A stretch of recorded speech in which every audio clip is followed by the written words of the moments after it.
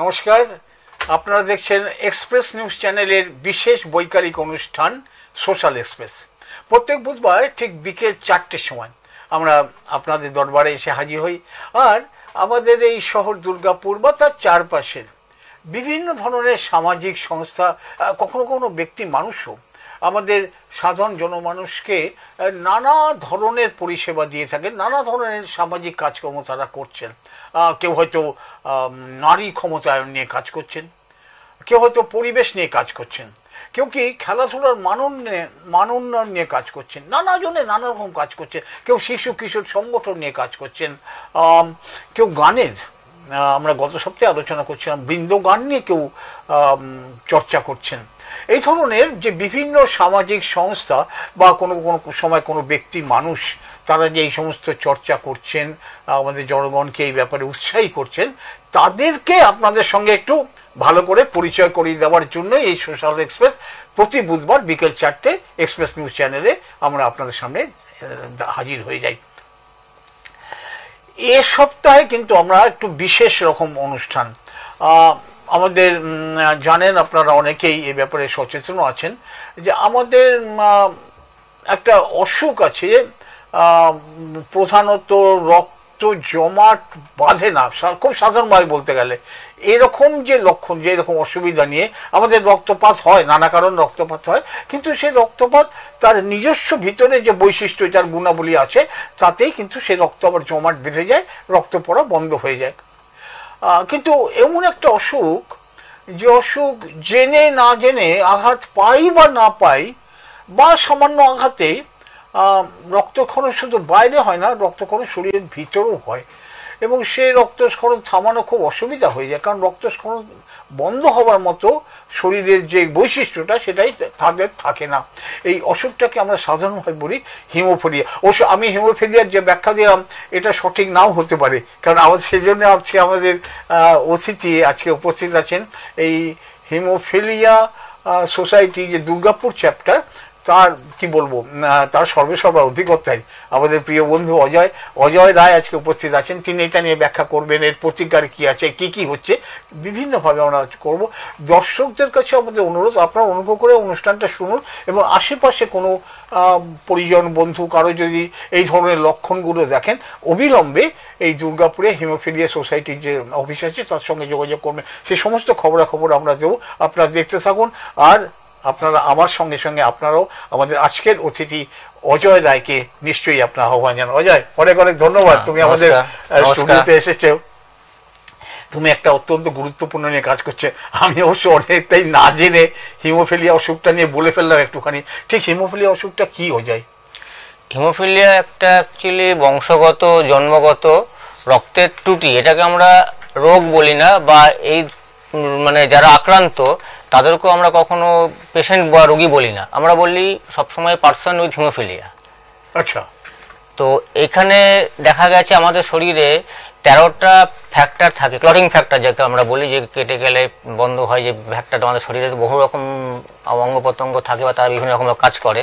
তো সেখানে 13টা clotting factor থাকে, যার মধ্যে যে কোনো একটি যদি অ্যাবসেন্স থাকে অথবা ডেফিসিয়েন্সি থাকে তাহলে রক্ত বন্ধ হয় না। মানে ক্লট করে, মানে আমি যেটা বলছিলাম রক্ত জমার যে বৈশিষ্ট্য সেটা 12টার মধ্যে একটা যে অনুপস্থিত থাকে, 13টা ফ্যাক্টর থাকে এটাকে, হ্যাঁ, এটা রক্ত বন্ধ হতে সাহায্য করে। তো হিমোফিলিয়ার ক্ষেত্রে নর্মালি দেখা গেছে 8 এবং 9 এটা মেজর, মানে ম্যাক্সিমাম পেশেন্ট হচ্ছে হিমোফিলিয়া এ অর্থাৎ ফ্যাক্টর 8 ডেফিসিয়েন্সির জন্য হয়, আর হিমোফিলিয়া বি যেটা হয় ফ্যাক্টর 9 ডেফিসিয়েন্সির জন্য বা আপনার অ্যাবসেন্সি থাকে। এছাড়াও বেশ কিছু হিমোফিলিক আক্রান্ত ব্যক্তি আছে যাদের মধ্যে ফ্যাক্টর 7 অথবা 11টা দেখা গেছে, বাট সামান্য অনেক কম পার্সেন্টেজ। এটা সারা পৃথিবীতে যত হিমোফিলিক ব্যক্তি আছে, হিমোফিলিয়া মানে ফ্যাক্টর 8 বা 9 ছাড়া ফ্যাক্টর 13ও এখন ফ্যাক্টর 7 হয়, আবার ফ্যাক্টর 11ও হয়। আচ্ছা, এবার এগুলো সংখ্যা আমরা generally haemophilia A haemophilia B বলতাম আগে, না এখনো আছে। হিমোফিলিয়া এ মানে হচ্ছে যাদের ফ্যাক্টর 8 ডেফিসিয়েন্সি বা কম আছে, অ্যাবসেন্স আছে, অথবা ফ্যাক্টর 9 যেটা আমরা বলছি হিমোফিলিয়া বি। এছাড়াও বেশ কিছু পেশেন্ট আছে, সারা পৃথিবী জুড়ে পেশেন্ট আছে, তাদের সংখ্যা অনেক কম। তারা আপনার আইদার ফ্যাক্টর 7 অথবা ফ্যাক্টর 11 অ্যাবসেন্স থাকে। একটা কথা তুমি বললে যে এই অসুখটা প্রধানত জিন ঘটিত, মানে বংশগতি হয়। এবং আরেকটা কথা আমি বললি যে এই যে রোগটা সেটা কিন্তু সবথেকে মেয়েদের হচ্ছে কেরিয়ার, আর ছেলেরা হচ্ছে সাফারার। বাট কিছু কিছু ক্ষেত্রে দেখা গেছে মেয়েদের মধ্যে এই রোগটা দেখা যায়। আচ্ছা, বাট মানে বেসিক্যালি এটা হচ্ছে মেয়েরা হচ্ছে কেরিয়ার আর ছেলেরা হচ্ছে সাফারার। মানে আমরা এইভাবে সোজাভাবে যদি বলি, মানে সেটা হচ্ছে যে এই যে বংশগতি রোগ বলছে এটা মায়েদের তরফ থেকে আসে, কিন্তু মায়েদের তরফ থেকে মেয়েদের কাছে আসে না, আসে ছেলেদের কাছে। এটা অবশ্য সাধারণ আপনারা যারা জানেন তারা জানেন যে আমাদের যেভাবে আমরা ব্যাখ্যা করি, আমাদের মেয়েদের এক্স থাকে আর ছেলেদের XY। এটা অ্যাকচুয়ালি রয়্যাল ডিজিজ বলে বিখ্যাত, সারা পৃথিবীতে সবাই জানে হিমোফিলিয়া যে রয়্যাল ডিজিজ। কারণ মানে কুইন ভিক্টোরিয়া যিনি ছিলেন ওনার কিন্তু কেরিয়ার ছিলেন, এবং তারপর থেকে এটা আপনার যেটা বললেন যে বিয়ের পরে যখন হয় এটা পাস অন হয়, এক্স ক্রোমোজোম ডিফেক্টিভের জন্য হিমোফিলিয়াটা দায়ী। তো এবং যেহেতু মেয়েদের দুটো এক্স ক্রোমোজোম থাকে, সেখানে একটা এক্স ক্রোমোজোম ডিফেক্টিভ থাকে, একটা ভালো থাকে। তো ডিফেক্টিভ যে এক্স ক্রোমোজোমটা আছে যেটা যখন বিয়ের পরবর্তীকালে তার নেক্সট জেনারেশন পাস অন হয়, তখন সেক্ষেত্রে সেটা আবার কেরিয়ার হয়ে যায়। আর যদি সেই কেরিয়ারে আপনার যে ছেলেদের ক্ষেত্রে আমরা বললাম সাফারার, তো ছেলেদের যে ওয়াই ক্রোমোজোম সেটা তো আপনার বাবার কাছ থেকে আসে। এটা আরেকবার স্পষ্ট করে বলুন, ধরো মায়েদের থেকে অসুখটা আসছে ছেলেদের মধ্যে, আবার কিন্তু মেয়েদের মধ্যে না আসলেও মায়েদের মাধ্যমে মেয়েরাও ক্যারিয়ার হয়ে যাচ্ছে। হ্যাঁ, সম্ভাবনা থাকে। যেহেতু এটা এক্স ক্রোমোজোমের ত্রুটির জন্য হয়, তো আমরা সবাই জানি যে মেয়েদের দুটো এক্স ক্রোমোজোম থাকে আর ছেলেদের একটা এক্স ক্রোমোজোম একটা ওয়াই ক্রোমোজোম। তো এবারে এইখানে তিনটে স্টেজ, যেমন আপনার এমন একজনের সঙ্গে বিয়ে হলো যে হিমোফিলিক কেরিয়ার, কিন্তু আমরা সেটা পরবর্তীকালে আমি আলোচনা আসছে সেটা হয়তো আমরা জানতে পারিনি। তো বিয়ে যখন হওয়ার পরে যখন তার বাচ্চা হলো, দেখা গেল তার মধ্যে এই ধরনের সিমটমগুলো হচ্ছে। মানে হিমোফিলিয়ার সিমটম কি হয়, নর্মালি আমরা যেহেতু জানি এটা হচ্ছে বংশগত বা জিন ঘটিত রোগ, তো সেটা প্রথম থেকেই তার মধ্যে থাকবে যে যদি পেশেন্ট হয় ছেলেটা। তো সেখানে সিমটম, এবং সেখানেও তিনটে আমরা ভাগ করি হিমোফিলিয়ারটাকে, severe patient, moderate patient, mild patient. তো সিভিয়ার পেশেন্টের ক্ষেত্রে যে ওই যে ফ্যাক্টর লেভেলটা বললাম, ওদের লেস দেন 1 যাদের মধ্যে ডেফিসিয়েন্সি আছে তাদেরকে বলা সিভিয়ার, 1 থেকে 5% যাদের মধ্যে আছে ডেফিসিয়েন্সি তাদেরকে বলছি মডারেট, মাইল্ড হচ্ছে 0 to 50%। তো এইবারে কিভাবে আমরা বুঝবো যে যখন বিয়ে হলো দেখা গেল একটা ছেলে এরকম প্রবলেম হচ্ছে, তার ফার্স্ট প্রবলেমটা হয় হচ্ছে তার সারা শরীরে গাল ছিটে পড়ে যায়। এটা ইন্টারনাল ব্লিডিং থেকে বিয়ে হলো, বাচ্চা হলো, এই বাচ্চা হওয়ার পরে পরে কোনো রক্ত পরীক্ষার মাধ্যমে বোঝা যাবে যে এই বাচ্চাটার এই সমস্যাটা আছে, এই ফ্যাক্টরটা নেই কোনো? হ্যাঁ, যদি এই সিমটমগুলো তার মধ্যে নরমালি আমরা তো এই সিমটমগুলো কবে থেকে বোঝা যায়? ওটা যে বাই বার্থ বয়, যদি যারা সিভিয়ার, যারা সিভিয়ার পেশেন্ট যেটা বলছে সিভিয়ার পেশেন্ট যেটা, তারা কিন্তু খুব তাড়াতাড়ি মানে আমরা নরমালি যখন আইডেন্টিফাই করি তখন যদি সিভিয়ার পেশেন্ট হয় তখন আমরা দেখেছি কারো 5 মাস বয়সে বা কারো 6 মাস বা 1 বছর বয়সে আমরা আইডেন্টিফাই করতে পারছি। সেগুলো সবসময় সিভিয়ার পেশেন্টের ক্ষেত্রে হয়। মডারেটের ক্ষেত্রে দেখা গেছে হয়তো 1 বছর বা 2 বছর পরে হলো। মাইল্ডে খুব বেশি সমস্যা হয় না বলে এটা অনেক পরে, যতক্ষণ সার্জিক্যাল কিছু কেস হয় বা ডেন্টাল এক্সট্রাকশন হলো বা পড়ে গেল বা অ্যাক্সিডেন্ট কিছু হলো, তখন দেখা যাচ্ছে ব্লাডটা বন্ধ হচ্ছে না, ব্লিডিংটা বন্ধ হচ্ছে না, তখন ডাক্তারের ডাউট হতে পারে নিশ্চয়ই কোনো ব্লিডিং ডিসঅর্ডার আছে, তার টেস্ট করা হোক। এখানে ছোট একটা আমার আগ্রহ আছে অজয়, ধরো একদম আজকালকার যে আমাদের সাধারণভাবে যে প্রসবের পরে পরেই বাচ্চাকে, শিশু সন্তানকে কিছু ওই ইঞ্জেকশন দেওয়া হয় নানা কারণে আজকালকার। তো ধরো ইঞ্জেকশন মানে তো যত সামান্যই হোক একটা ক্ষত, তো সেই ক্ষতে তখন সেই যে রক্তের যদি এটা থাকে তো তখনই একটা মোটামুটি। হ্যাঁ, না আপনি যেটা বলেছেন ঠিক কথাই, যে অনেক সময় যেটা আমরা বললাম যে সিভিয়ার পেশেন্টের যে সিমটম, যে ফার্স্ট সিমটম আমরা দেখি যে তাদের গায়েতে হঠাৎ করে দেখা গেল র্যাশ বেরিয়ে গেছে বা ব্ল্যাক স্পট চলছে, এগুলো কি হয় আমরা নর্মালি বলি যে স্কিন ডিজিজ হচ্ছে, কিন্তু দেখা গেল অনেক দিন যদি থেকে যায় তাহলে সবসময় উচিত হচ্ছে কোনো ডাক্তারকে দেখানো। এবং ডাক্তাররা যদি বুঝতে না পারেন, হ্যাঁ, তাহলে সেক্ষেত্রে অনেক রং ডায়াগনোসিসই হয়েছে। এমন শুনতে খারাপ লাগলেও এটা ফ্যাক্ট যে বহু ডাক্তার প্রথম সিমটমে এইভাবে বুঝতে পারে না হয়তো, বা ভাবছে এটা অন্য কোনো রোগ হতে পারে, তো সেটাকে ইগনোর করে গেছে। তার পরবর্তীকালে দেখা যায় হয়তো বাচ্চাটা হয়তো পড়ে গেল, হাত হাঁটু হামাগুড়ি যখন দিচ্ছে পড়ে গেল, পড়ে যাওয়ার পরে সে হয়তো কিছু ব্যথা পেলো, সাধারণ অন্যান্য বাচ্চা যারা হিমোফিলিক নয় তাদের কিন্তু কোনো রকম একটা সমস্যা হবে না, কিন্তু সেই বাচ্চাটার ক্ষেত্রে দেখা যাবে তার জয়েন্টটা ফুলে গেল, কোনোটা হতে পারে নিচে হতে পারে, যে কোনো জায়গায় পড়ে গিয়ে মাথায় ফুলে যেতে পারে, ধাক্কা লাগলো, তখন আপনাকে চিন্তা করতে, কারণ ইন্টারনাল ব্লিডিংটা হচ্ছে most dangerous than external bleeding. External ব্লিডিংটা আমি দেখতে পাচ্ছি যে তার রক্তটা বন্ধ হচ্ছে না, অনেকক্ষণ ধরে রক্ত বয়ে যাচ্ছে, বন্ধ হচ্ছে না, তখন আমি একটা চিন্তা ভাবনা করবো যে ডাক্তারের কাছে নিয়ে যাবো। কিন্তু ইন্টারনাল যে ব্লিডিংটা হচ্ছে, যে বললাম পড়ে গেল, পড়ে গিয়ে আঘাত পেলো, আঘাত পেয়ে জায়গাটা আমরা সাধারণ বাচ্চার ক্ষেত্রে দেখলাম তো ফুলে যেত, কিন্তু এইখানে দেখা যাবে ফুলে যাচ্ছে, ব্যথা হচ্ছে, লাল হয়ে যাবে এবং সেটা অনেক দিন থেকে যাবে। তখন আপনাকে মানে মানে আঘাত পেলে আমরা যেটা বলি কেটে যাওয়া, কেটে গেল না, কিন্তু ভিতরে কিন্তু রক্তস্খলনটা হলো। হ্যাঁ, স্পন্টেনিয়াস ব্লিডিং যেটা আমরা বলছি, মানে হিমোফিলিয়া সিভিয়ার পেশেন্টদের ক্ষেত্রে কিন্তু স্পন্টেনিয়াস ব্লিডিং হয়। আমরা যে অনেক সময় নানা ধরনের খেলাধুলা দৌড়াদৌড়ি করতে যে আঘাত পাই, রক্ত বেরোয় না, আমরা বলি ভিতরে রক্ত জমে গেছে, এদের কিন্তু রক্তটা জমেনি, ভিতরে কিন্তু ব্লিডিং হচ্ছে। যে মুহূর্তে আপনি আঘাত পেলেন সেই মুহূর্তে তার জায়গাটা থেকে ব্লিডিং হওয়া শুরু হলো, এবং সেটার সিমটম কি হবে, জায়গাটা ফুলে যাবে, ফুলে গিয়ে লাল হয়ে যাবে, আপনি হাত দিলে গরম অনুভব করবেন যে ব্লিডিং হচ্ছে, পা বা কিছুদিন পরে পাটা স্টিফ হয়ে যাবে, চলতে পারবেন। এটা তো বললাম জয়েন্টে যদি হয় বুঝতে পারছেন, কিন্তু ইন্টারনাল ব্লিডিং যেমন মাসেল ব্লিডিং, যেমন তার কারো হয়তো শ্বাস ব্লিডিং যেটা আমরা বলি আপনার মানে এই নিচের দিকে জায়গাটাতে একটা মাসেল, যেখানে যেখানে মাসেল যায়, থাই মাসেল বলুন বা এখানে কাপ মাসেল বলুন, যে কোনো মাসেলে কিন্তু অটোমেটিক আপনার কোনো আঘাতও লাগলো না। মানে তিন রকম হচ্ছে, একটা হচ্ছে আমরা বলছি আঘাত লাগলে হতে পারে, একটা বলছি যে কোনো কারণে কেটে গেল, সেটা আমারও হতে পারে, আপনারও হতে পারে, তারও হচ্ছে, কিন্তু ব্লিডিংটা বন্ধ হবে না, অনেকক্ষণ সময় লাগবে, তখন আপনার ভাবতে হবে যে এটা নিশ্চয়ই কোনো মানে রেয়ার ডিজিজ নিশ্চয়ই পড়ছে।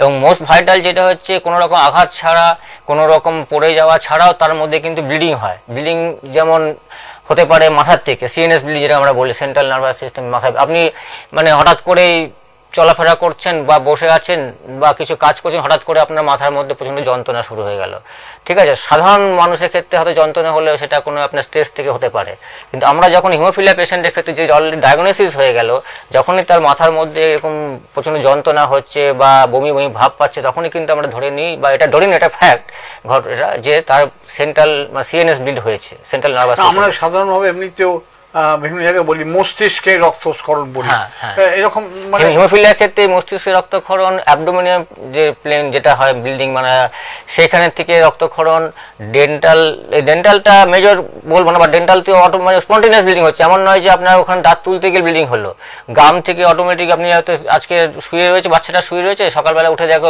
পুরো আপনার বালিশ ভিজে গেছে, তো তার বাড়ির লোক হঠাৎ করে খুব অবাক হয়ে আবার ফোন করে আমাদেরকে যে কি হলো এরকম, আমরা বললাম ওটা অটোমেটিক্যালি কোনো আঘাতও লাগেনি, কিচ্ছু হয়নি, স্পন্টেনিয়াস ব্লিড হচ্ছে। নাক দিয়ে স্পন্টেনিয়াস ব্লিড হতে পারে, কান থেকে হতে পারে, কেন হচ্ছে বা কোথার থেকে হবে সেটা আজ পর্যন্ত কোনো ডাক্তার কেউ বলতে পারেনি যে আজকে এই সময়। একটা অজয় আমরা জানতে চাইছি যে তোমার কাছে খুব গুরুত্বপূর্ণ মনে হয়, তুমি প্রথমে শুরুতে বলেছো যে এটা সেই হিসাবে কোনো রোগ বা অসুখ নয়, দ্বিতীয় হচ্ছে সেই হিসাবে চিকিৎসা নেই, সেটা বিষয়ে আমরা একটু পরে আসবো, আর পরে আসবো সে কথা আলোচনা করতে। অতএব চিকিৎসকও নেই, মানে এটা চিকিৎসকের কাছে যে আমি যাব, চিকিৎসক কিভাবে কি বলবেন, কারণ এই ব্যাপারটা তো তার মেটেরিয়া মেডিকেল তো পড়ানো হয়নি, কারণ এটা কোনো অসুখ নয়। এটা আমরা যেরকম জানি যে আমি তো ডাক্তার না, আমরা সোসাইটির অ্যাট প্রেজেন্ট সেক্রেটারি এবং দুর্গাপুর চ্যাপ্টারের ফাউন্ডার, তো আমরা অ্যাজ এ সোশ্যাল ওয়ার্কার হিসাবে রয়েছি বা ভলেন্টিয়ার হিসাবে, তো আমরা যেটুকু পড়াশোনা করে স্যারদের কাছ থেকে যাওয়া ডাক্তারদের কাছে জানতে পেরেছি, তাতে আপনার হচ্ছে কি এটা ট্রিটিং ডাক্তার হচ্ছে হেমাটোলজিস্টরা, হেমাটোলজিস্ট যারা আছেন তারাই হিমোফিলিয়ার ট্রিটমেন্ট ট্রিটিং ডাক্তার, তাছাড়া যে অন্য ডাক্তাররা করতে পারছেন না বা পারবেন না তা নয়, কিন্তু একটা সময় ছিল হিমাটোলজিস্ট যারা থাকেন তারা কি এটা ব্যাপারটা দেখেন? হ্যাঁ, তারা হচ্ছে মেন হিমাটোলজিস্টরাই হচ্ছে হিমোফিলিয়ার মেন ডাক্তার, যে কোন মানে কোথায় কত ব্লিড হলে কত ফ্যাক্টর, একটা বিরাট ক্যালকুলেশন আছে, সেগুলো আজকে যে সময় পাই সেটা আমার যেহেতু পক্ষে সম্ভব বলবো নিশ্চয়ই। তো সেই ধরনের একটা পেশেন্ট গেলে তার কাছে, সেই সাধারণ ডাক্তারের কাছে গেলে তার হয়তো মানে চিকিৎসা ধরন যেটা হবে সেটা হয়তো প্রপার বা অ্যাপ্রোপ্রিয়েট ট্রিটমেন্ট নয়, সেক্ষেত্রে আমরা সবসময় বলি haematologist is the right doctor for haemophilia treatment. না, একটা কথা ঠিক, যদি কোনো রকম মানে স্বাভাবিকতা তো নেই, কোনো কিছু অস্বাভাবিক হচ্ছে, একটা ছোট বাচ্চা জন্মানোর পরে হঠাৎ কোন জায়গা ফুলে যাচ্ছে, হঠাৎ লাল হয়ে যাচ্ছে, বাচ্চা কেঁদেও কিছুটা বোঝায়, এটা দেখলে চিকিৎসকের কাছে তো নিতেই হবে, এবং চিকিৎসকই বলে দিতে পারবেন যে এটা না এটা অন্য কোনো অসুখ বা আপনার মনে হচ্ছে এরকম, তার অভিজ্ঞতা দিয়ে বলবেন। সেটা তো আমাদের কিছু সেইটাই ভাবে এগোতে হবে। হ্যাঁ, এটাই একমাত্র ব্যাপার হচ্ছে আজ থেকে আমাদের অনেক সময় হয় কি, মানে হঠাৎ করে তুমি যেটা বলছিলে, ধরো এমনিতে আমরা কম বয়সে হয়, বেশি বয়সে খুবই হয়, মস্তিষ্কে রক্তস্খলন হয়, মানে আমরা স্ট্রোক বলি এমনি সোজা হিসাবে, সেখানে নিয়ে যায় অনেক সময় সেই সব রক্তটা বের করে দেওয়ার পরে কিন্তু রক্ত জমাটি বাঁধছে না। হ্যাঁ, মানে হিমোফিলিয়া পেশেন্টের যে স্ট্রোক হবে না বা হিমোফিলিয়া পেশেন্টের যে আদার্স যে প্রবলেমগুলো আমাদের হতে পারে সেগুলো হবে না এমন কোনো গ্যারান্টি, সব কিছুই হবে, কিন্তু তাকে সবসময় ভাবতে হবে সে বিং এ হিমোফিলিয়া পেশেন্ট, তাকে এক্সট্রা কেয়ার নিয়ে চিন্তা করতে হবে। এবং তার জন্য প্রথমেই ডায়াগনোসিস যখনই হলো যে স্যার ধরুন আমি যেটা বলছেন আপনি স্ট্রোক হয়েছে, তো আমি ধরে নিচ্ছি 100% স্ট্রোক হয়েছে, কিন্তু আমাকে তার আগে ফ্যাক্টর রিপ্লেসমেন্টটা করে দিতে হবে, তারপরে যা ট্রিটমেন্টটা করো, মানে মেডিসিন যেটা আছে অ্যান্টি হিমোফিলিক ফ্যাক্টর যেটা বলি আমরা, মেডিসিন এবং চিকিৎসা বা প্রতিবিধান বা কি করে কি কতটা আরাম দেওয়া যায় এই ব্যাপারটা খুব খুঁটিনাটি করে আলোচনা করব। প্রিয় দর্শক বন্ধুরা, আপনারা দেখছেন এক্সপ্রেস নিউজ চ্যানেলের বিশেষ বৈকালিক অনুষ্ঠান সোশ্যাল এক্সপ্রেস। আজকে আমাদের অতিথি আছেন অজয় রায়, যিনি দীর্ঘকাল ধরে এই গোটা অঞ্চল জুড়ে তিনি হিমোফিলিয়া বলে যে একটা আমাদের বংশগতির অসুখ, জেন ঘটিত যে অসুখ, তাই নিয়ে তিনি কাজ করছেন এবং এই অসুখে যারা ভুগছেন তাদেরকে নানা রকমভাবে সাহায্য করছেন, নানা রকম ব্যাপারে এই খুঁটিনাটি জানবো। আমি যেটা একটু জেনে নিই আমাদের সবার জন্য, যে আমাদের এই অঞ্চলে অজয়, তোমাদের যে দুর্গাপুর চ্যাপ্টার, এই চ্যাপ্টারে এই ধরনের আক্রান্ত মানুষ কতজন আছেন? দুর্গাপুর চ্যাপ্টারের আন্ডারে আমরা 7টা ডিস্ট্রিক্ট, আমি একটুখানি ব্যাকগ্রাউন্ডটা বলে নিই। হ্যাঁ, হিমোফিলিয়া সোসাইটি দুর্গাপুর চ্যাপ্টার হচ্ছে রেজিস্টার্ড চ্যাপ্টার এবং affiliated with haemophilia federation India. Haemophilia federation India হচ্ছে ওয়ার্ল্ড হিমোফিলিয়া ফেডারেশন যেটা আছে, সেটা আমরা একটা খুব অর্গানাইজেশন।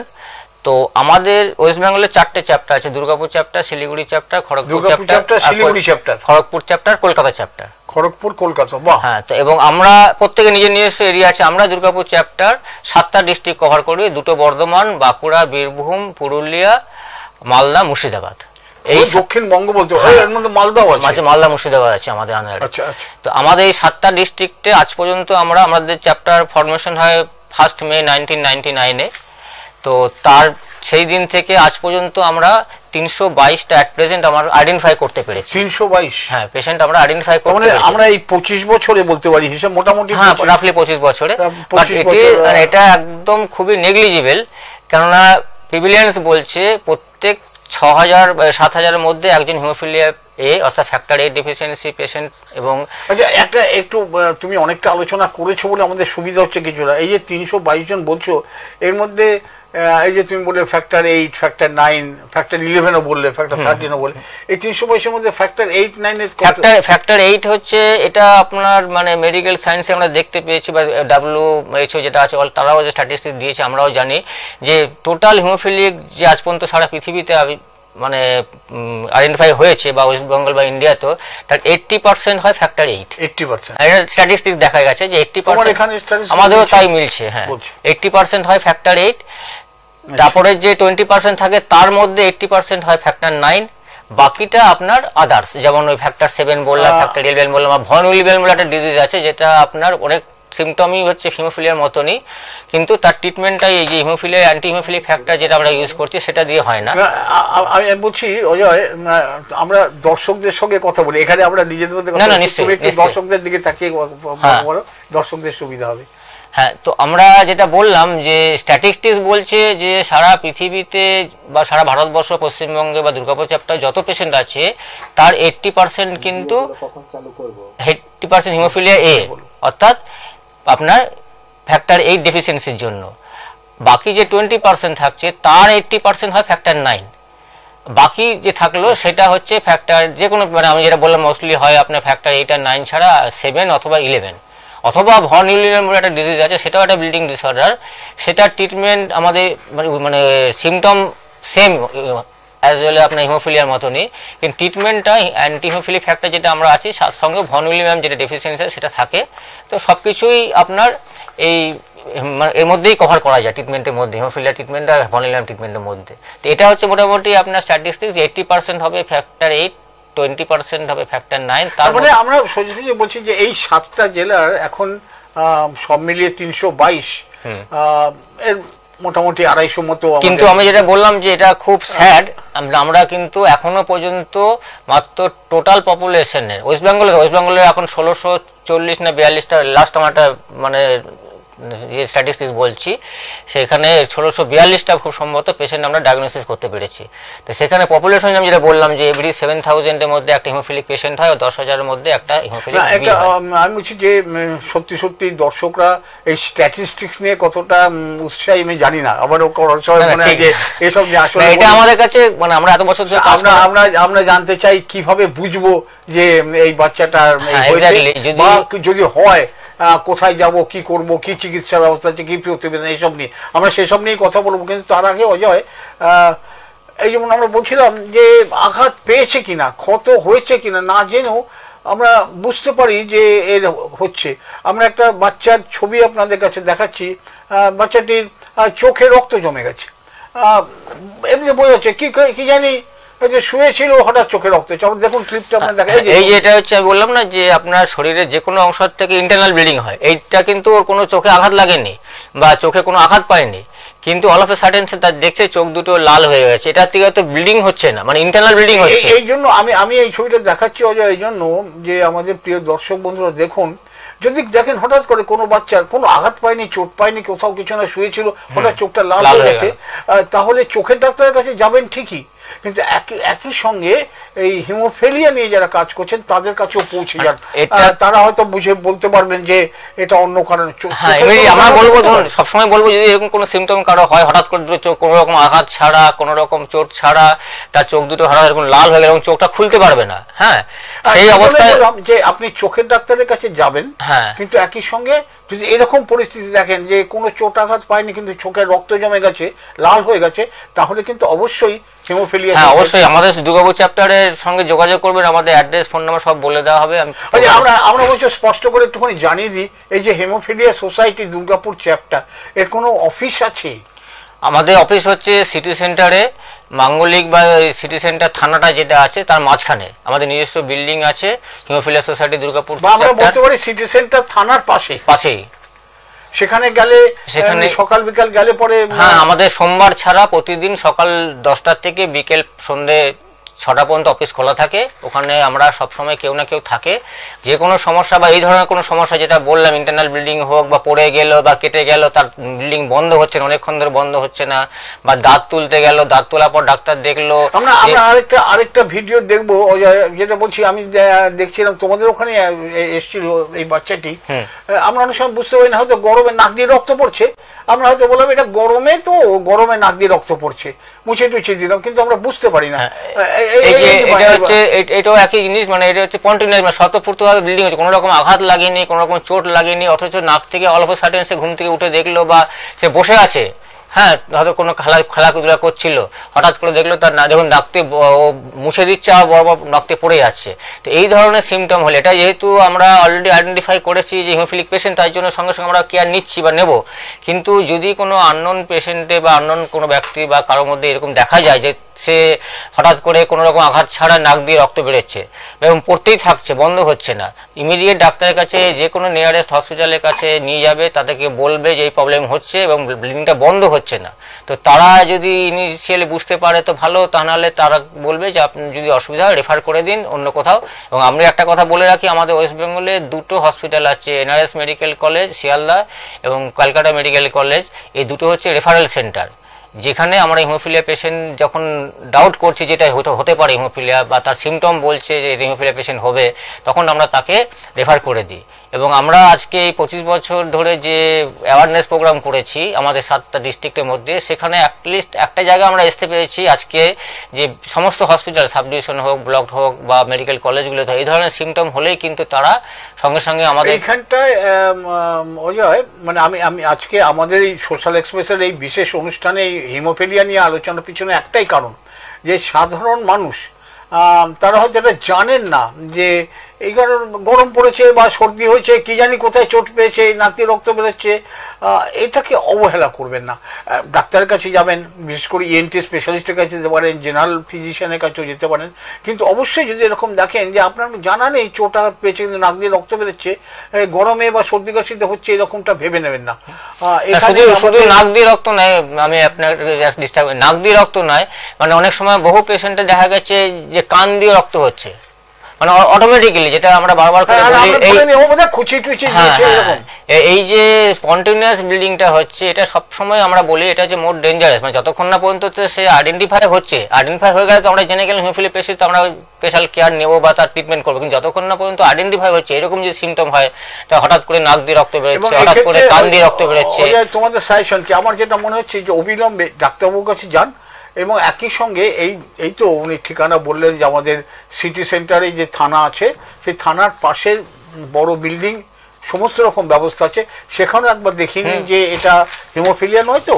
যদি হিমোফিলিয়া হয়, এই হিমোফিলিয়া চ্যাপ্টার যেটা দুর্গাপুরে আছে, তারা আপনার জন্য সব রকম সাহায্যের। আজকেই যেমন একটা ঘটনা বলছি আমি আসার আগে, আজকেই আমাদের আমাদের আমরাই গ্রামের ওখানে একটা পেশেন্ট এসছে, 7 মাস বয়স, সাব ডিভিশন হসপিটালে গেছিল, দুর্গাপুর সাব ডিভিশন হসপিটালে। তো ওরা সিমটম দেখে বুঝে গেছে এটা হিমোফিলিয়া পেশেন্ট। আমাদের চ্যাপ্টারে জাস্ট আমি এখানে আসার আগে কিছুক্ষণ আগে পেশেন্ট অ্যাটেন্ড করে এলাম চ্যাপ্টারে। তো ওরা আমাদেরকে রেফার করে দিয়েছে।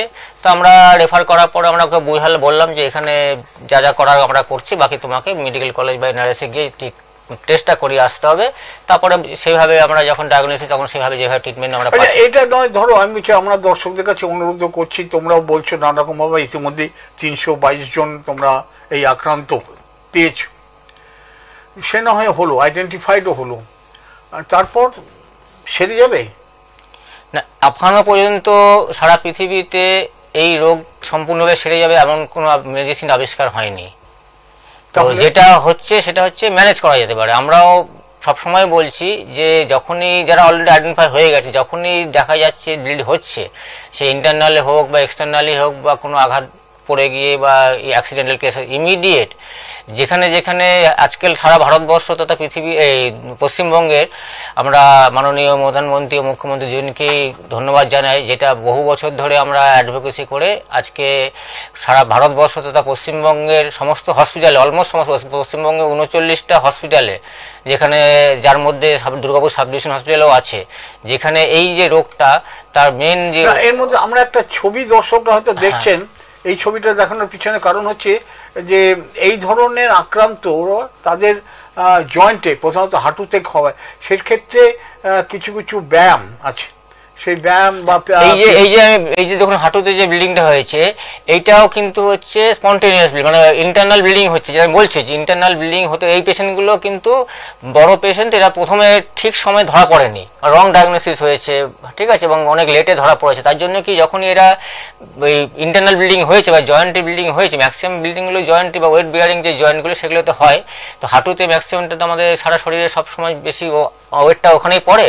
তো এই যে ওই ফুলে গেছে, এটা কারণ হচ্ছে কি ওর ভেতরে ভেতরে ব্লিডিং হয়েছে, ব্যথা হয়েছে, কিন্তু সে ট্রিটমেন্ট পায়নি ঠিক মতো। ঠিক আছে, আগে তো আজ থেকে 10 বছর আগে ওয়েস্ট বেঙ্গলে কোথাও ফ্র্যাকচার পাওয়া যেত না, ঠিক আছে, আমাদেরকে ট্রিটমেন্ট করাতে গেলে বিভিন্ন হসপিটালে ওরা কি করতো, প্লাজমা দিয়ে বা ক্রায়ো দিয়ে ট্রিটমেন্ট করতো।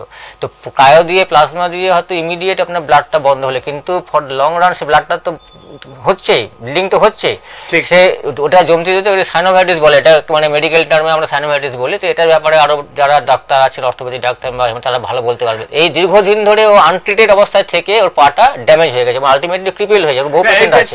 ঠিক অজয়, আমরা এটা দেখালাম দর্শক যে এটা কিরকম অবস্থা হয়। আমাদের কাছে আরেকটা ছবি আছে, কিন্তু আমরা একটু ইতস্তত করছি।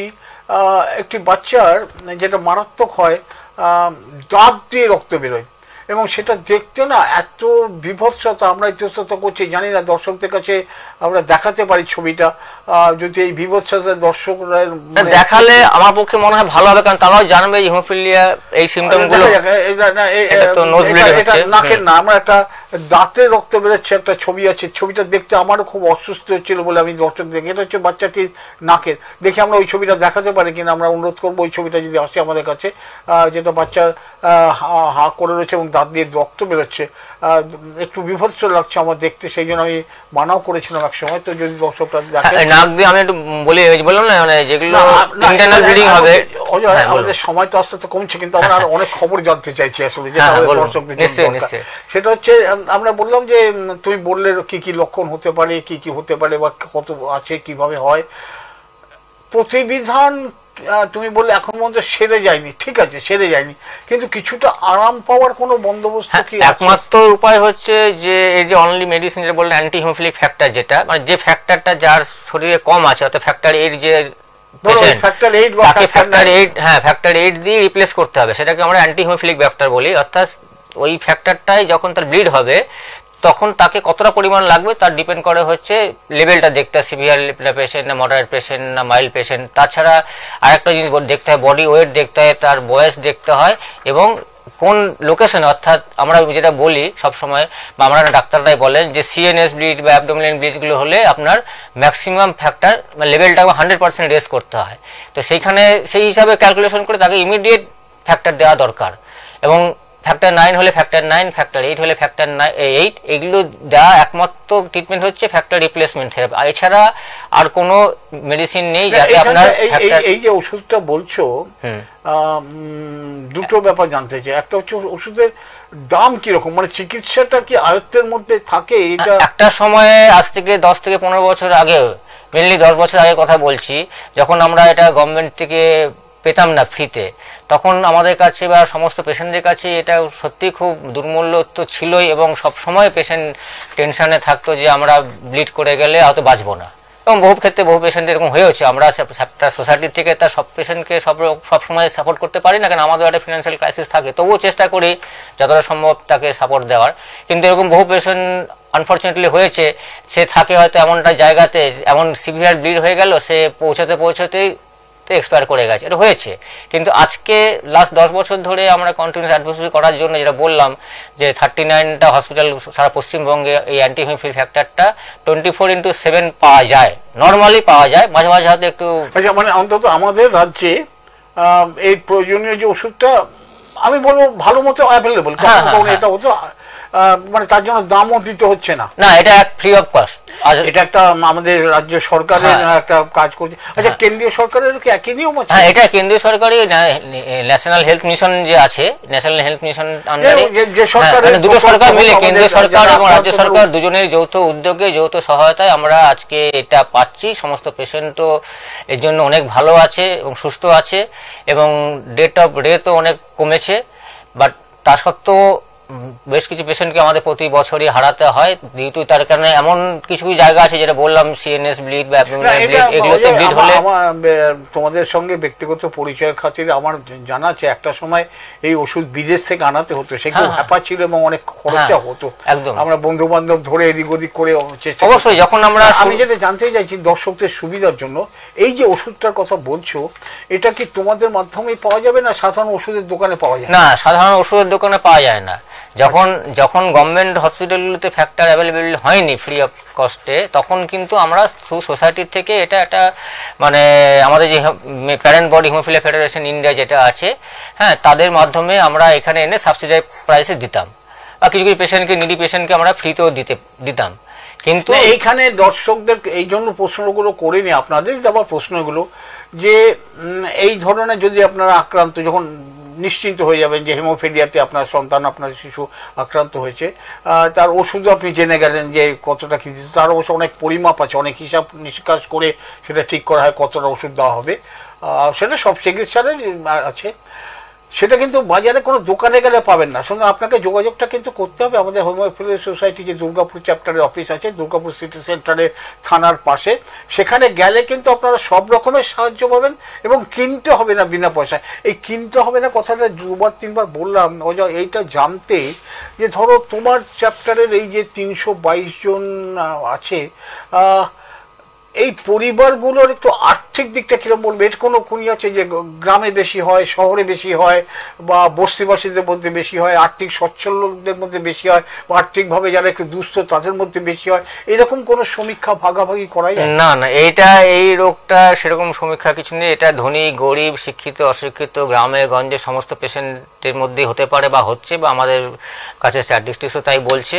হ্যাঁ, তবে আমরা যেটা দেখতে পেয়েছি বা এখনো পর্যন্ত যেটা আমরা দেখতে পাই সেটা হচ্ছে মুসলিম কমিউনিটির মধ্যে পেশেন্ট সংখ্যা বেশি, কেননা যেহেতু এটা জিন ঘটিত ব্যাপার, তো তাদের মধ্যে যেহেতু মানে রিলেটিভদের মধ্যে বিয়ে হচ্ছে, তো সেইটা আবার ক্যারি করে যাচ্ছে নেক্সট জেনারেশনে। তো আমরা দেখেছি এটা সারা ভারতবর্ষেরই স্ট্যাটিস্টিক্স দেখা যাচ্ছে যে মুসলিম কমিউনিটির মধ্যে এই রোগটা বেশি স্প্রেড করছে।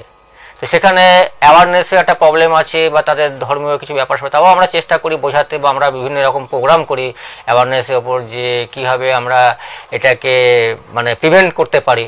মানে এখনও পর্যন্ত যেহেতু কোনো মেডিসিন আবিষ্কার হয়নি, তখন একটাই উদ্দেশ্য আমাদের যাতে রোগটাকে প্রিভেন্ট করা যায়, ভবিষ্যতে যাতে হিমোফিলিয়ার সংখ্যা সারা বিশ্বগত পৃথিবীতে বা দুর্গাপুরের চ্যাপ্টারে আন্ডারে যে চ্যাপ্টারগুলো আছে, এই সোসাইটিগুলো আছে, তাদের মধ্যে রোগটা যাতে কম দেখা যায়। তো প্রিভেনশনটা ব্যাপারেও আমরা সবসময় বলি দুটোই এক স্টেপ। একটা হচ্ছে প্রিভেনশনের কোনো পদ্ধতি তো এখনো পর্যন্ত বেরোয়নি, আমি বলছি সেটা। প্রিভেনশনের পদ্ধতি হচ্ছে দুটো, একটা হচ্ছে ক্যারিয়ার ডিটেকশন টেস্ট আর একটা হচ্ছে প্রিন্যাটাল ডায়াগনোসিস, যেটা বলি প্রিন্যাটাল ডায়াগনোসিস। প্রিন্যাটাল ডায়াগনোসিস মানে যে পেশেন্টটা ধরুন ক্যারিয়ার, অ্যাকচুয়ালি হচ্ছে কি দুটোই টেস্টই প্রচণ্ড কস্টলি, এবং ইস্টার্ন ইন্ডিয়াতে কোনো হসপিটাল নেই যেখানে টেস্ট হয়। এই টেস্ট দুটো হয় specially AIIMS New Delhi, PGI Chandigarh, KEM Bombay এবং সিএমসি ভেলোরে, এবং খুব কস্টলি টেস্ট। থ্যালাসেমিয়ার ক্ষেত্রে গভর্নমেন্ট যেরকম পদক্ষেপ নিয়েছে যে সমস্ত গভর্নমেন্ট হসপিটালগুলোতে এই টেস্ট করা যায়, জানা যায় যে থ্যালাসেমিয়া ক্যারিয়ার কিনা, বা বিয়ের পরে এদের ম্যান্ডেটরি করেছে, কিন্তু আমাদের ক্ষেত্রে এখনও সেই মানে ডেভেলপমেন্ট কিছু নেই বা গভর্নমেন্ট কোনো স্টেপ নেয়নি। যদি নেয় তাহলে এই রোগটা আস্তে আস্তে আমরা হয়তো কন্ট্রোল করতে পারবো। আদারওয়াইজ যেভাবে চলছে সেটা দেখা যাবে আরও আস্তে আস্তে বাড়বে।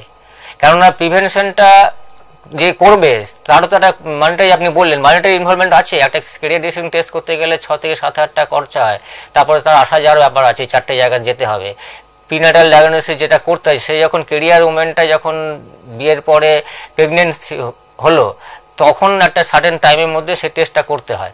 সেই টেস্টটা করতে হওয়ার জন্য তাকে তার ফ্যামিলিকে, কারণ তার ফ্যামিলি ইন দ্য সেন্স যে আপনার ক্যারিয়ার উমেন, তার মা এবং তার ভাই বা দাদা যে হিমোফিলিক পেশেন্ট বা সাফারার, এই 3টে পেশেন্টকে যেতে হবে সেই জায়গাতে।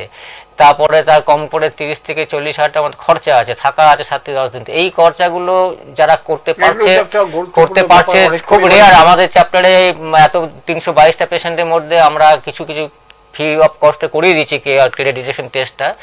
তো প্রিন্যাটাল কেসটা কয়েকজন করেছে, তারা বেশ কিছু। প্রিন্যাটাল কেসে ডায়াগনোসিস টেস্টে যদি ধরা পড়ে আপনার সন্তান হিমোফিলিক, তাহলে কিন্তু সেটাকে আপনি অ্যাবর্শন করতে পারেন। অ্যাজ পার এটা ক্রাইম না, এটা গভর্নমেন্ট অফ ইন্ডিয়ার রুলই আছে। সেখানে হিমোফিলিক, এখানে একটা কথা একটুখানি বলে দেবে অজয় আমাদের সবার জন্য। তুমি বলছো সাধারণভাবে এই অসুখের মায়েরা কেরিয়ার, আচ্ছা মায়েরা যে কেরিয়ার, যেমন আমরা এখন থ্যালাসেমিয়ার ক্ষেত্রে আমরা এটা খুব জোর দিচ্ছি যে বিয়ের আগে ছেলে মেয়েদের একবার একটা পরীক্ষাটা করে নিন যে তারা কেউ কেরিয়ার কিনা, দুজনের মধ্যে একজন অন্তত। এক্ষেত্রে কি সেরকম পরীক্ষা নিরীক্ষার মাধ্যমে জানা যায় আগে থেকে যে মা কেরিয়ার? হ্যাঁ, ওইটাই তো বললাম যে আমাদের দুটোই টেস্ট আছে প্রিভেনশন হিসাবে। একটা হচ্ছে ক্যারিয়ার ডিটেকশন, যে ফ্যামিলিতে অলরেডি ডায়াগনোসিস হয়ে গেছে যে ছেলেটি বা সে সন্তান হিমোফিলিক, সেই ফ্যামিলিতে যে কজন তার বোন হোক বা তার দিদি হোক, হ্যাঁ তারা যে কেরিয়ার হবে 100% এমন কোনো গ্যারেন্টি নেই, আবার যে হবে না তারও কোনো গ্যারেন্টি নেই। ধরুন একটা ফ্যামিলিতে 3টে সন্তান, ছেলেটি হিমোফিলিক আর 2টো মেয়ে আছে।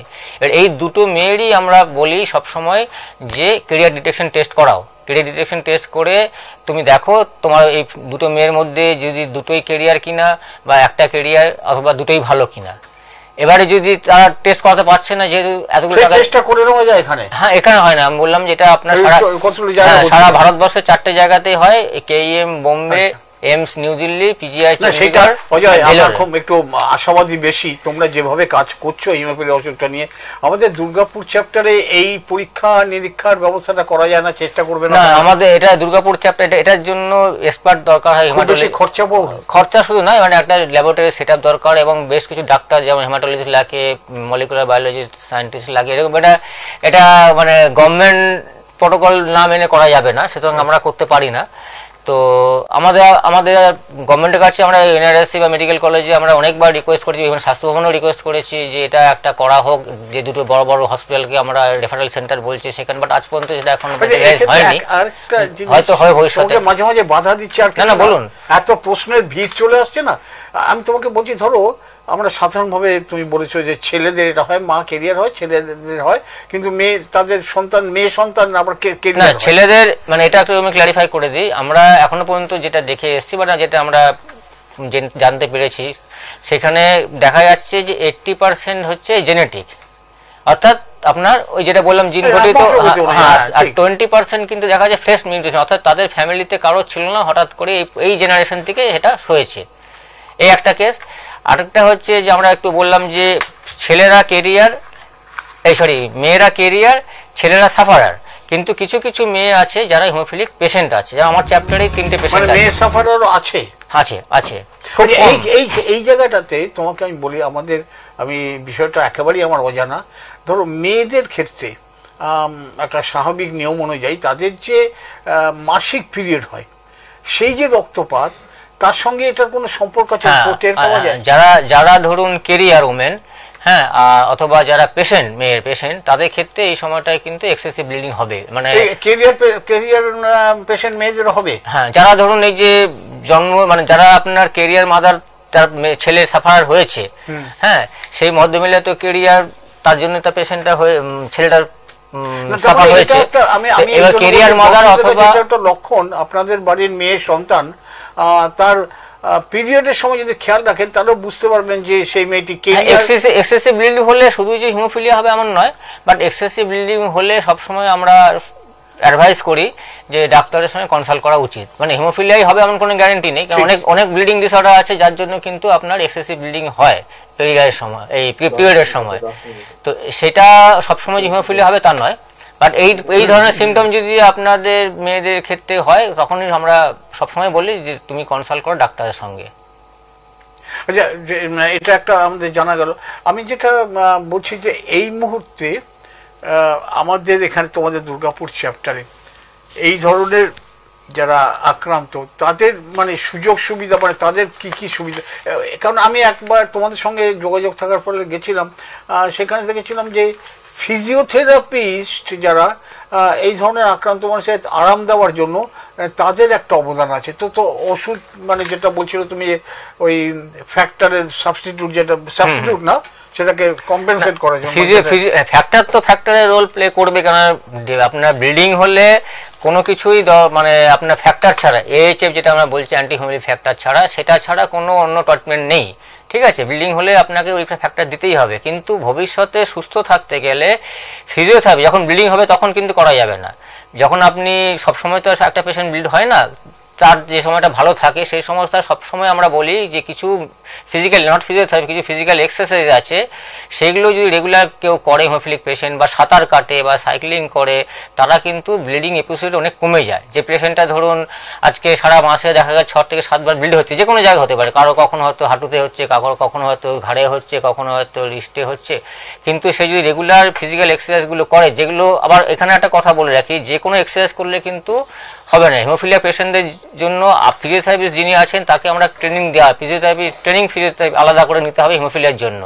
সাধারণ সব যে ফিজিওথেরাপিস্ট তারা কিন্তু হিমোফিলিয়া হিমোফিলিয়া পেশেন্টকে ট্রিটমেন্ট করতে পারে না। তাই জন্য হিমোফিলিয়া যারা দেখেন, যে সমস্ত ফিজিওথেরাপিস্ট আছেন, আমাদের দুর্গাপুরেও আছেন ডাক্তার তপন বাদ্যকর আছেন, যিনি ডিএসপি হসপিটাল বহুদিন ধরে আমাদের সঙ্গে যুক্ত আছে। আজও উনি যখনই কোনো সময় আমরা ওনাকে ডাকি, আমাদের পাশে এসে দাঁড়ায় এবং বহু পেশেন্টকে উনি সুস্থ করেছেন। তো এরকম বেশ কিছু ফিজিওথেরাপিস্ট আছে যাদেরকে আমরা ট্রেনিং দিয়ে নিয়ে এসেছি ফর হিমোফিলিয়া পেশেন্টের জন্য। তারাই একমাত্র হিমোফিলিয়া পেশেন্টদের ট্রিটমেন্ট করতে পারবে, এবং সেই উনি যে এক্সারসাইজগুলো দেখিয়ে দেবেন, সেগুলো যদি রেগুলার করা যায় তাহলে আমি গ্যারান্টি দিলাম যে যে কোনো পেশেন্ট সুস্থ থাকবে, ভালো থাকবে। ব্লিড হবে না তা না, ব্লিড তো বন্ধ করতে পারবো না। এটা খুব বড় গ্যারান্টি অজয়, কোনো সন্দেহ নেই। আমাদের প্রিয় দর্শকরা যারা শুনছেন তাদের চারপাশে যদি কোনোভাবে আপনার মনে হয় যে হিমোফিলিয়া নয় তো, এরকম কোনো রকম সন্দেহ হলে অবিলম্বে 1 নম্বর আমাদের এখানে যে হিমোফিলিয়ার অফিস আছে সেখানে আসুন, সেখানে দেখান ব্যাপার। যদি দেখেন হিমোফিলিয়া হয়, উনি যেটা বললেন তার 2-3 রকম। দেখুন, রক্ত জমাট বাঁধছে না এই যে ব্যাপারটা, এটার জন্য তো সেরকম কিছু করার নেই, একটা কিছু ওষুধ দেওয়া হয় যাতে ওই ফ্যাক্টরটার যেটুকু কম আছে সেটা যাতে হয়। কিন্তু এই যে ব্যায়াম, যেটাকে আমরা ফিজিওথেরাপি বলছি এখন, সেটা যদি নিয়মিত, কিন্তু খুব সতর্ক থাকবেন। সাধারণ মানুষকে আমরা পরামর্শ দিই, এই ভাই একটু অল্প স্বল্প ব্যায়াম করিস কিন্তু শরীর ভালো রাখার জন্য, কিন্তু এক্ষেত্রে কিন্তু নির্দিষ্টভাবে ব্যায়ামগুলোকে ঠিক করে নিতে হবে। এবং সেটাও কিন্তু হিমোফিলিয়া সোসাইটির যারা আছেন অভিজ্ঞ, তাদের পরামর্শ নিয়ে, এবং যখন ব্লিড হবে তখন যেন কোনো রকম ব্যায়াম বা কোনো রকম এক্সারসাইজ করা চলবে না, এটা মাথায় রাখতে হবে। সেটা খুব জরুরি, কারণ আমরা অনেক সময় এমনিতে সাধারণ বলি একটু যে হাঁটাচলা করো একটু, কিন্তু এটা কিন্তু একটু সতর্কভাবে থাকবে, কিন্তু অসুখটা একটু সব সময় যে মানে আজকে আমরা এই কথাগুলো বলছি এই কারণে যে একটা সময় ছিল আমরা কোনো ওষুধ, যেটা উনি বললেন যে একটা সময় ছিল আমরা কিন্তু ওষুধ বিদেশ থেকে আনাতাম, প্রচুর কস্টলি ছিল, পাওয়া যেত না। তখন কিন্তু এই ফিজিওথেরাপি মাধ্যমে বা যারা রীতিমতো ব্যায়াম করে বা সুইমিং করে তারা কিন্তু এইভাবেই লাইফটাকে লিড করেছে এবং সুস্থ থেকেছে।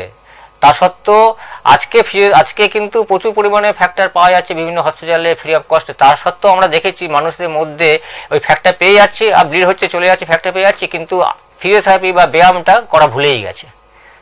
এটা ওরা ভুল করছে। যে আমি সবসময় বলি যে ফিজিওথেরাপি হচ্ছে best medicine for haemophilia.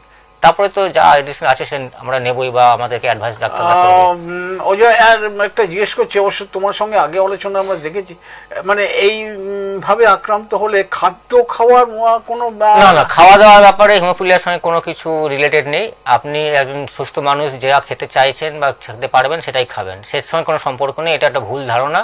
Haemophilia রোগের সঙ্গে কোনো খাবারের কোনো সম্পর্ক নেই। আচ্ছা, এটার সঙ্গে কোনো সম্পর্ক, কোনো রকম সম্পর্ক অ্যাটলিস্ট আমি তো কোনদিন এক পর্যন্ত দেখিনি। আমি কখনো শুনিনি কোনো ডাক্তার বলছে যে হিমোফিলিয়া হলে এই রোগটা, এই ওষুধটা, এই ফলটা খাবেন না বা এই সবজিটা খাবেন, এটা খাবেন, সেরকম শুনিনি কোনোদিন আজ পর্যন্ত। সবকিছু খেতে পারে, বাট নিজে চিন্তা ভাবনা করে খাবে যে কোনটা খেলে আমি ইন জেনারেলি ওটা হিমোফিলিয়া রোগীর জন্য না। আচ্ছা, একটা কথা, আমাদের খুব আনন্দের খবর, আমাদের এই অঞ্চলের হিমোফিলিয়া আক্রান্ত সমস্ত মানুষের জন্য ভালো খবর যে তোমরা গত 25 বছর ধরে চেষ্টা চরিত্র করে অনেক রকম সুযোগ সুবিধা এই সমস্ত জন্য তোমরা ব্যবস্থা করেছো। এখানে একটা খুব বড় অফিস, শুধু বলবো না চিকিৎসা কেন্দ্রই বলা যায়। আমাদের এখানে ফ্রি ফিজিওথেরাপি আছে, মানে হিমোফিলিয়া পেশেন্টদের জন্য আমাদের ফিজিওথেরাপি যারা আছে করেন এবং ফেসিলিটি যা আছে সম্পূর্ণ বিনামূল্যে আমরা করি। কারণ আমরা আমাদের যে বিল্ডিংটা দাঁড়িয়ে আছি সেখানে দেখবেন বা কেউ যখন আসেন দেখবেন সেল ডিএসপি লেখা আছে, সেল ডিএসপি সিএসআর ফান্ড থেকে ওরা বিল্ডিংটা বানিয়ে দিয়েছে আমাদের অ্যাক্টিভিটি দেখে। বিভিন্ন শিল্প সংস্থা এগুলোতে এগিয়ে আসছেন, কিন্তু অজয় একটা কথা, উদ্যোগ তো তোমাদের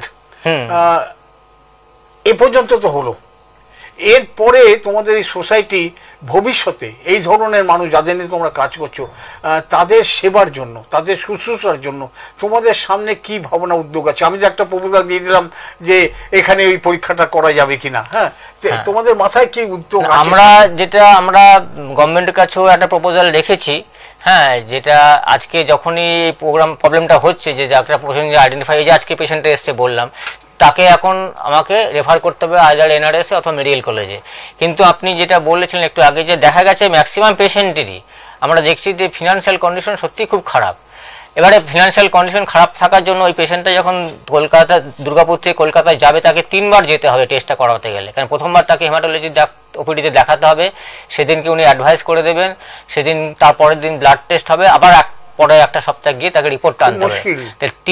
3 বার দুটো বাচ্চাকে নিয়ে বা একটা বাচ্চাকে নিয়ে বাবা মা যাবে আসবে, তার খরচা আছে। ওখানে গেলে হয়তো ফ্রি টেস্ট হবেই, কিন্তু আসা যাওয়া, তারপরে সে একটা পেশেন্ট, সে বিল্ডিং হবে, আজকে বললো যেতে পারবে না কালকে। এই জন্য আমরা গভর্নমেন্টের কাছে একটা রিকোয়েস্ট বহুদিন ধরে রেখেছি বা স্বাস্থ্য ভবনেও প্রপোজাল দেওয়া আছে যে আমাদের এই পেরিফেরিতে বর্ধমান মেডিকেল কলেজে ডায়াগনোসিস ফেসিলিটিটা করা হোক। তাহলে বর্ধমান মেডিকেল কলেজে করলে, একটা বাঁকুড়া মেডিকেল কলেজ করলে, এই দুটো আমার প্রপোজাল দেওয়া আছে।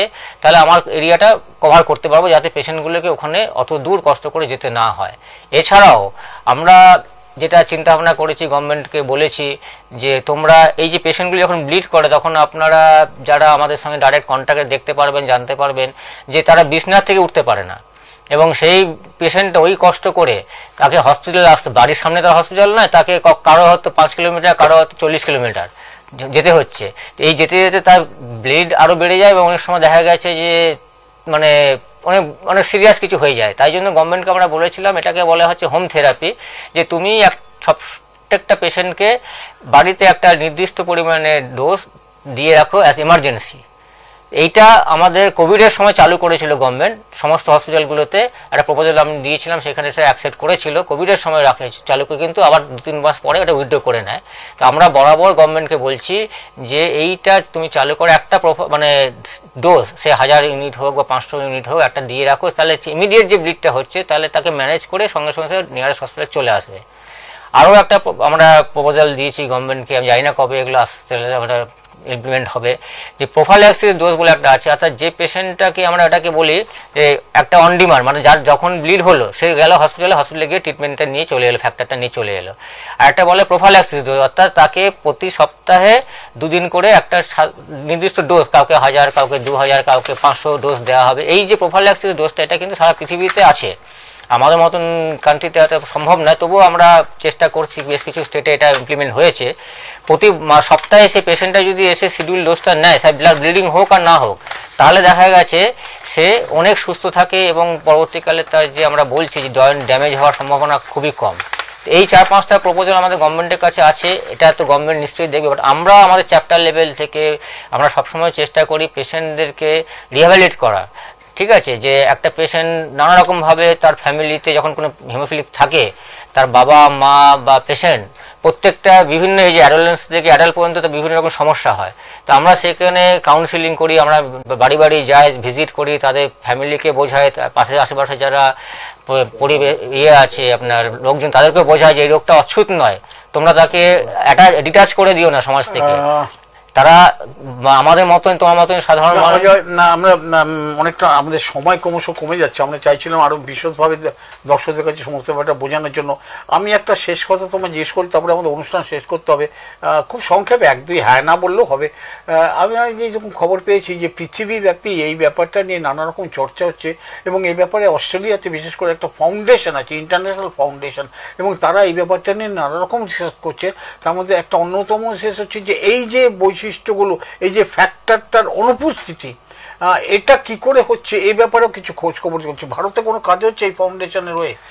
ভারতবর্ষে এটাকে অ্যাকচুয়ালি সারা পৃথিবীতে জুড়ে এটা হচ্ছে জিন থেরাপি বলছে, জিন রিপ্লেসমেন্ট, মানে অ্যাকচুয়ালি এটা আমরা প্রথমেই বললাম জিন ঘটিত, তো যে জিনটা ডিফেক্টিভ আছে সেটাকে রিপ্লেসমেন্ট করা যায় একটা মানে জিন ইমপ্লান্ট বা জিন তুলে সেটা দেখা যাক আমাদের ভারতবর্ষে। সেটা আমরা অলরেডি ভারতবর্ষে ডক্টর অলোক শ্রীবাস্তব, যিনি সিএমসি ভেলুরের হেমাটোলজিস্ট, কিছুদিন আগেও দেখবেন নিশ্চয়ই সবাই টিভিতে দেখেছেন, পেপারও এসেছিল মাননীয়। আজকে আমাদের হাতে সময় নেই, তোমার থামিয়ে দিতে হচ্ছে, তবে দেখা যাক আমরা ভারতবর্ষ হয়তো এটা একসময় হয়ে যাবে। প্রিয় দর্শক বন্ধুরা, আপনারা এতক্ষণ ধরে দেখছিলেন এক্সপ্রেস নিউজ চ্যানেলের বিশেষ বৈকালিক অনুষ্ঠান সোশ্যাল এক্সপ্রেস। আমরা আগেও বলেছি, আরও একবার জানিয়ে রাখি, প্রত্যেক বুধবার ঠিক বিকেল 4টের সময় আমরা আপনাদের দরবারে হাজির হই নানা বিষয়ে, দুর্গাপুরে বিভিন্ন সামাজিক সংস্থা বা ব্যক্তি মানুষরা যা কাজ করেন তাই সেই সম্বন্ধে আপনাদের পরিচয় করে দিতে, এবং আপনারা যদি এই ব্যাপারে আগ্রহী হন এই কাজে, সেই কাজে আপনার কার সঙ্গে যোগাযোগ করবেন সেই ব্যাপারে আপনারা এখানে আমরা আলোচনা করে দিই। সামনের সপ্তাহে আবার বুধবার বিকেল 4টের সময় ঠিক আপনার দরবারে হাজির হবো। হ্যাঁ, খুব বিশেষ একটা ব্যাপার নিয়ে খেয়াল রাখবেন, আমাদের অতিথি আসবেন কমলেন্দু ঘোষ, তিনি এক আশ্চর্য কাজ করে চলেছেন। আমাদের এই দুর্গাপুর মিউনিসিপ্যাল কর্পোরেশন একটা শহুরে জায়গা, আর তার সীমানায় রয়েছে গ্রাম। সেই গ্রামকে আর শহরকে মিলিয়ে গ্রামে শহরের সুবিধা পৌঁছে দেওয়া, আবার শহরে গ্রামীণ সুবিধাগুলো আবহাওয়াটাকে পৌঁছে দেওয়ার মেলামেশার একটা কাজ করছেন কমলেন্দু ঘোষ। তাকে নিয়ে আমরা আলোচনা করবো আগামী বুধবার ঠিক বিকেল 4টে। আসতে ভুলবেন না কিন্তু, আমরা কিন্তু অপেক্ষা করব আপনাদের কথা। আর হ্যাঁ, এই সপ্তাহ জুড়ে আপনাদের কোনো যদি প্রশ্ন থাকে এই গ্রাম আর শহরের মেশামেশি নিয়ে আমাদের জানাবেন। আজকের মতো অজয়, অনেক অনেক ধন্যবাদ। আরেকদিন আসবো, আমরা কথা বলবো। আপনাদের সকলকে সবাই ভালো থাকবেন, সুস্থ থাকবেন, কোনো রকম সমস্যা হলে আমাদের জানাবেন, আমরা চেষ্টা করব আপনাদের পাশে থাকার। ধন্যবাদ।